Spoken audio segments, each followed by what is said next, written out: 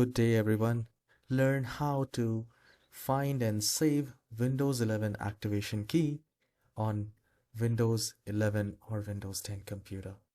So if you have bought a new laptop and you bought the Windows 11 and you want to keep your keys for future reference, and it is very important to keep it, right? So click on the search icon and type CMD, and please make sure that you click on run as administrator, and then it will ask you to say yes.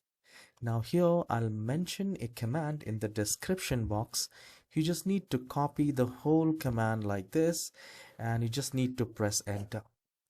I will not press enter in my computer because it will show the keys, so I will not press the enter.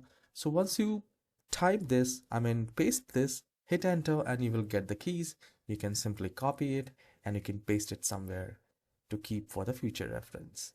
So guys, please hit the like and subscribe, and if you find this tutorial helpful and it has given you a value, please do leave a comment and hit the like and subscribe button. I'll see you in the next tutorial. Have a wonderful day.